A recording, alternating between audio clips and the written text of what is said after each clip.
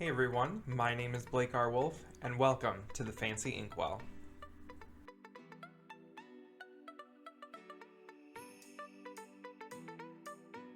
So I'm sure you're all wondering why I started the Fancy Inkwell, and really the reason I started it is fueled by a lot of things that I've noticed on Twitter in the writing community.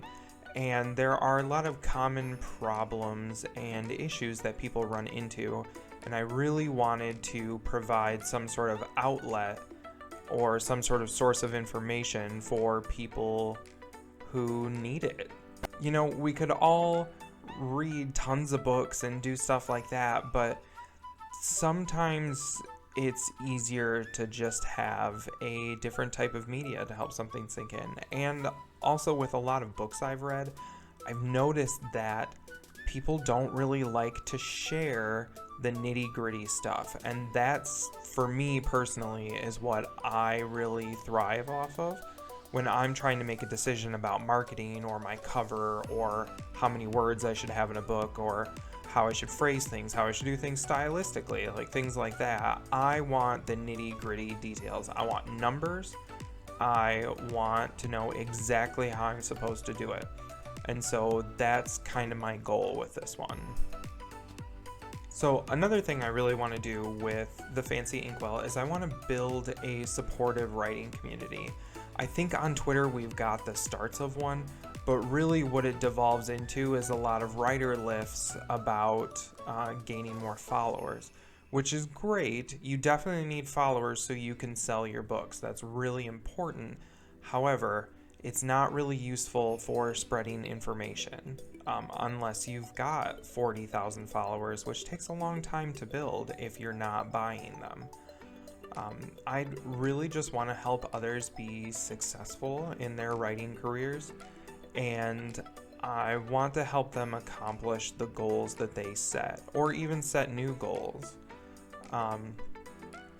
For me personally, I don't have a writing background. I actually went to college for art, for visual art. So what I kind of bring to the writing community is an alternative perspective from a different area of creativity. So the way I approach writing is completely different than someone with an MFA or English degree or a literature degree, or if that exists, I don't know. So what I've done is I take my artist perspective and then I do a lot of research and reading and podcasts and things like that to learn how to be a better writer, and then I apply all of that to my writing and hope for the best, really. And so far the reviews have been pretty good, so I feel like I'm doing okay. I want to kind of share that perspective. I also want to share that info and those secrets with people. Like, I don't care about telling you how much money I make off something, or how many followers I got by doing a Facebook ad, or how many people joined the newsletter because I took out a promoted Twitter ad. Like, I will tell you the breakdown of the numbers. I'll give you percentages. That stuff's important, especially when a lot of writers don't have a bunch of money to be throwing at marketing. It's really important that you know which ones are going to work for you best. And that brings me into my next point, which is I want to start showing you guys how to market your book, because it's really great that you've written a book or that you're going to write a book. That's amazing. The only problem is that writing a novel is not like the movie The Field of Dreams.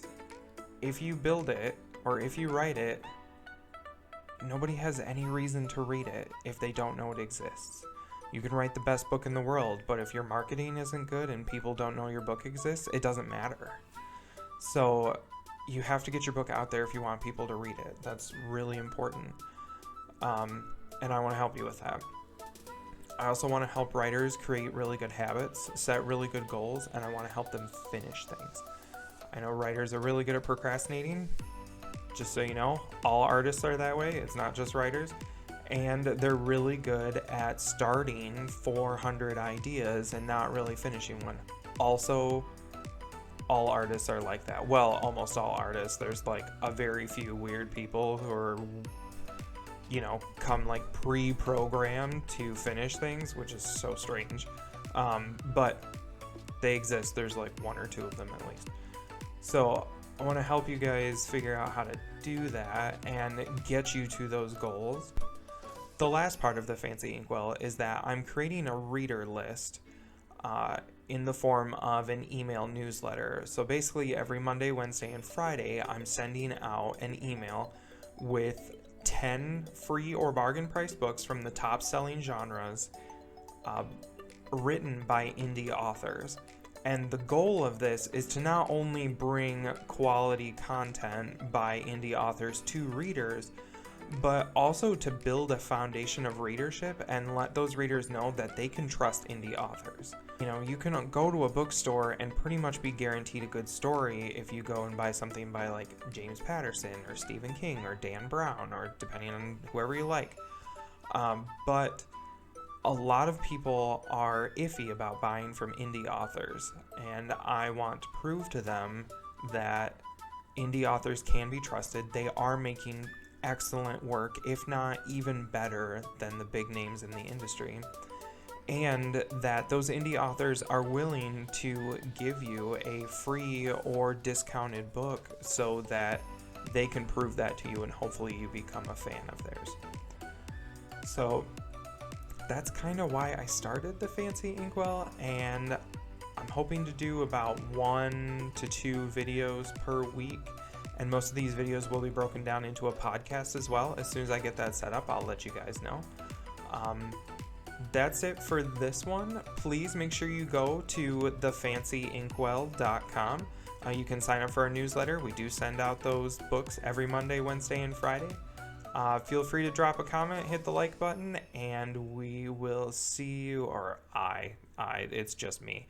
I will see you next time. Have a good night. Peace out, writers.